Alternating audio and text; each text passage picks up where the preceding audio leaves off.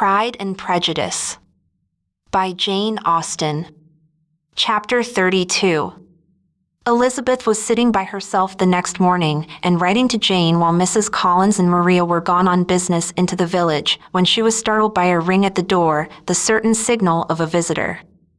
As she had heard no carriage, she thought it not unlikely to be Lady Catherine, and under that apprehension was putting away her half-finished letter that she might escape all impertinent questions, when the door opened, and, to her very great surprise, Mr. Darcy, and Mr. Darcy only, entered the room. He seemed astonished too on finding her alone, and apologized for his intrusion by letting her know that he had understood all the ladies were to be within. They then sat down, and when her inquiries after Rosings were made, seemed in danger of sinking into total silence.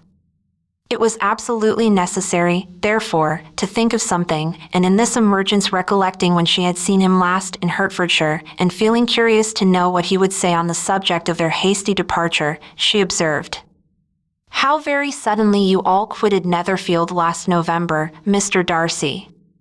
It must have been a most agreeable surprise to Mr. Bingley to see you all after him so soon, for, if I recollect right, he went but the day before. He and his sisters were well, I hope, when you left London?" "Perfectly so, I thank you." She found that she was to receive no other answer, and, after a short pause, added, "I think I have understood that Mr. Bingley has not much idea of ever returning to Netherfield again? I have never heard him say so, but it is probable that he may spend very little of his time there in the future. He has many friends, and is at a time of life when friends and engagements are continually increasing. If he means to be but little at Netherfield, it would be better for the neighborhood that he should give up the place entirely, for then we might possibly get a settled family there. But, perhaps, Mr. Bingley did not take the house so much for the convenience of the neighborhood as for his own, and we must expect him to keep it or quit it on the same principle." "I should not be surprised," said Darcy, "if he were to give it up as soon as any eligible purchase offers." Elizabeth made no answer. She was afraid of talking longer of his friend, and, having nothing else to say, was now determined to leave the trouble of finding a subject to him. He took the hint, and soon began with, "This seems a very comfortable house. Lady Catherine, I believe, did a great deal to it when Mr. Collins first came to Hunsford." "I believe she did, and I am sure she could not have bestowed her kindness on a more grateful object. Mr. Collins appears to be very fortunate in his choice of a wife. Yes, indeed, his friends may well rejoice in his having met with one of the very few sensible women who would have accepted him, or have made him happy if they had. My friend has an excellent understanding, though I am not certain that I consider her marrying Mr. Collins as the wisest thing she ever did. She seems perfectly happy, however, and in a prudential light it is certainly a very good match for her. It must be very agreeable for her to be settled within so easy a distance of her own family and friends." "An easy distance, do you call it?" "It is nearly 50 miles. "And what is 50 miles of good road?" "Little more than half a day's journey." "Yes, I call it a very easy distance." "I should never have considered the distance as one of the advantages of the match," cried Elizabeth. "I should never have said Mrs. Collins was settled near her family.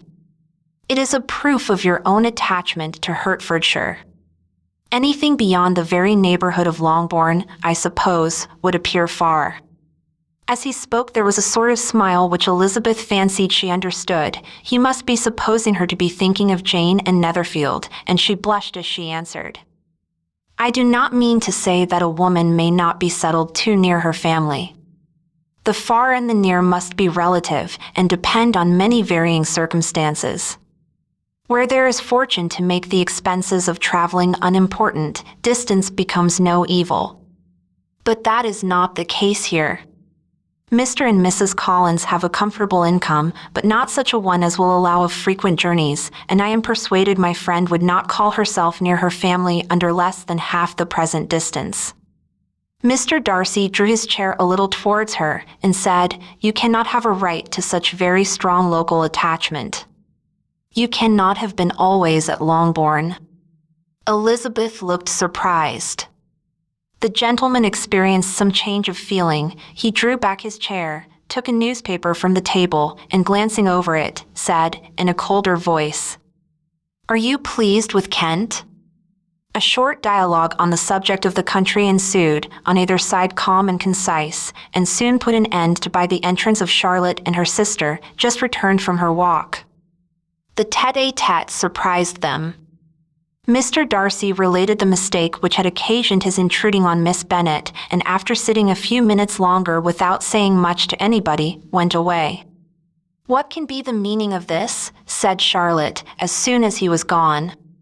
"My dear Eliza, he must be in love with you, or he would never have called on us in this familiar way." But when Elizabeth told of his silence, it did not seem very likely, even to Charlotte's wishes, to be the case, and after various conjectures, they could at last only suppose his visit to proceed from the difficulty of finding anything to do, which was the more probable from the time of year.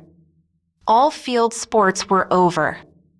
Within doors there was Lady Catherine, books, and a billiard table, but gentlemen cannot always be within doors, and in the nearness of the parsonage, or the pleasantness of the walk to it, or of the people who lived in it, the two cousins found a temptation from this period of walking thither almost every day. They called at various times of the morning, sometimes separately, sometimes together, and now and then accompanied by their aunt. It was plain to them all that Colonel Fitzwilliam came because he had pleasure in their society, a persuasion which of course recommended him still more, and Elizabeth was reminded by her own satisfaction in being with him, as well as by his evident admiration of her former favorite George Wickham, and though, in comparing them, she saw there was less captivating softness in Colonel Fitzwilliam's manners, she believed he might have the best informed mind. But why Mr. Darcy came so often to the parsonage, it was more difficult to understand. It could not be for society, as he frequently sat there 10 minutes together without opening his lips, and when he did speak, it seemed the effect of necessity rather than of choice, a sacrifice to propriety, not a pleasure to himself. He seldom appeared really animated. Mrs. Collins knew not what to make of him. Colonel Fitzwilliam's occasionally laughing at his stupidity proved that he was generally different, which her own knowledge of him could not have told her, and as she would like to have believed this changed the effect of love, and the object of that love her friend Eliza, she set herself seriously to work to find it out. She watched him whenever they were at Rosings, and whenever he came to Hunsford, but without much success. He certainly looked at her friend a great deal, but the expression of that look was disputable. It was an earnest, steadfast gaze, but she often doubted whether there were much admiration in it, and sometimes it seemed nothing but absence of mind. She had once or twice suggested to Elizabeth the possibility of his being partial to her, but Elizabeth always laughed at the idea, and Mrs. Collins did not think it right to press the subject, from the danger of raising expectations which might only end in disappointment, for in her opinion it admitted not of a doubt that all her friend's dislike would vanish if she could suppose him to be in her power. In her kind schemes for Elizabeth, she sometimes planned her marrying Colonel Fitzwilliam. He was beyond comparison the most pleasant man, he certainly admired her, and his situation in life was most eligible, but, to counterbalance these advantages, Mr. Darcy had considerable patronage in the church, and his cousin could have none at all.